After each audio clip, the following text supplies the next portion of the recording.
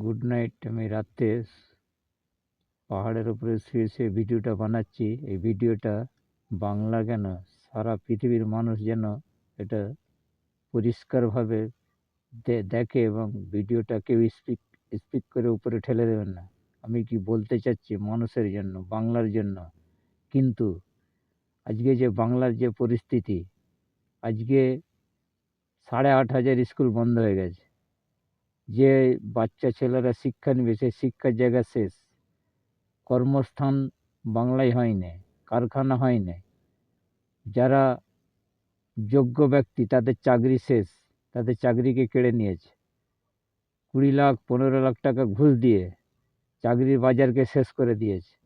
এই দল বালি থেকে, কয়লা থেকে, সোনা থেকে, গরু থেকে, মিড ডে মিল থেকে, 100 দিনের জব কার্ডের টাকা থেকে সমস্ত ধরনের লুণ্ঠনকারী এই তৃণমূল দল।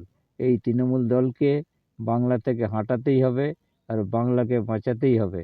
এই বাংলা মানুষের একটা সম্মানীয় বাংলা, যে সম্মানটা সারা পৃথিবীব্যাপী ছিল। জ্যোতি বসু বুদ্ধদেবের আমলে কোনো বাংলার মানুষ যদি কাজে যেত, বলতো কাহা সে আয়া, বলে হাম লোগ কলকাতা সে, বলে কা জ্যোতি বসু का आदमी है ना, ভেরি গুড ভেরি গুড। কিন্তু তখন বলতো এখন এখন যদি জিজ্ঞাসা করে अब कहाँ से आया, अब बंगाल से, বলে वो तो चरुआ का अभी मंत्री है ना ममता बनर्जी। अभी ঘৃণা চোখে দেখবে এখন মানুষ, বাংলার মানুষকে এখন ঘৃণা চোখে দেখবে। কথা বলতে পারবেন না আপনারা।